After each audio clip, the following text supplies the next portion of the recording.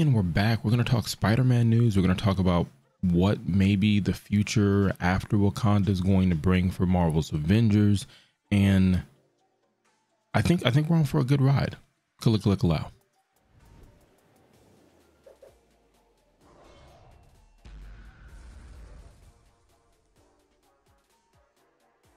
Yeah, let's hit the subscribe button, like, conversate in the chat to tell one squirrel to tell the other squirrels. I hope you guys are well. I hope you guys are feeling good. You're healthy. You're taking care of yourselves. Coming down with a little cold. So if I don't sound my normal self, sorry about that. I'm battling through it, but the family is good and I'm going to continue on. So we're talking about the conversation of Spider-Man. Now, even though the war for Wakanda is right around the corner, right? The conversation is still almost like gimme. Now, I've said previously that I believe Spider-Man would not be coming into the holiday season of 2021 because the whole idea for Sony and their deal with this game and everything like that, which shows stuff in the past, is that Spider-Man is going to be used to sell consoles. That's all it is. It has nothing to do with the devs on that level. They're going to work to bring out the best product. My apologies.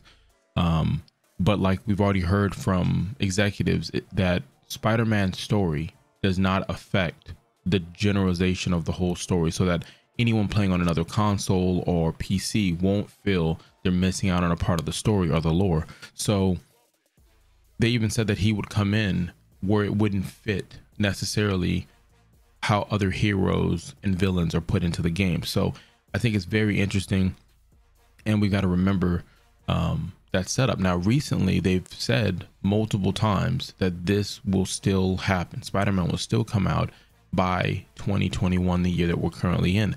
I honestly think it would be best not to talk about Spider-Man at the war table, not to mention Spider-Man. Maybe I could see a dialogue in an elevator.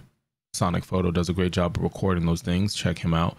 But I could see maybe something along the lines of a line that would mention the idea of Peter Parker. But even if you did do that, you're hearing that on another system or a PC, and again, that goes what I just said previously. So I wouldn't mention Spider-Man at all, because you could start a campaign for him in the holiday push. And what I mean by that is, if you're new to the show, I try to do it more like a podcast or AM FM vibe, so there's no video unless I've got something to show you. That way I don't run your data or anything like that. But it's interesting because all these games come out and do things at a certain time. There's a reason why if there's an open beta, you're torn between, do you play New World or do you play Back for Blood? Do you play Back for Blood or do you do X Defiant beta? Like, there's a reason some of this stuff is happening like that, because the calendar is on the executive time. Some of this stuff just happens. Now, the game hasn't been out long enough for us to get the rhythm of it, but some of this we can just get. They are tying this stuff in with their real life elements. And if you didn't know, well, like Road Dogg says, now you know.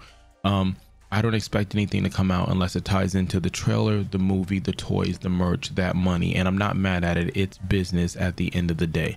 So the final idea, at least how I feel about Spider-Man, is let Black Panther get his shine. Okay, let this character get his shine, because when Kate's and Clint's war table came out, it wasn't long enough.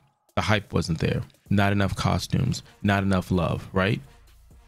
And there was no real talk about knowing the future. Yeah, you wanted a roadmap. Yeah, you want a little something on Captain Marvel. But for the most part, a lot of people felt cheated by those war tables. Now they have been giving you a campaign worthy of a king, where they have Greg Miller, who was very critical about the game and as well a fan of the game, come on and actually do a part of their war table, a 2-hour presentation that they've got set up with the actors and devs and things of that nature, letting the media get a hold of playing as the Black Panther for an hour or so, some missions on an 8-hour campaign, bringing the total to about 25, where you've got Paul from Forbes magazine, who was a fan of the game but very critical.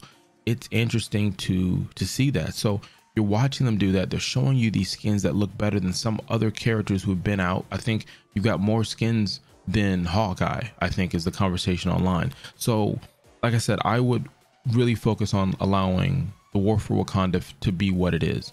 It is a massive expansion. It is the foundation to a new UI, a foundation to a new gear and loot system. Everything they've been talking about reworking starts here with this update.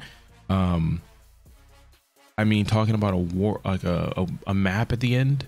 I don't see them. Why go through all of this, excuse me, showing Black Panther and everything like that, only to drop a sorry, my brain's everywhere else, to drop a roadmap towards the end, or Spider-Man. It kind of takes the focus off. There's no reason to it.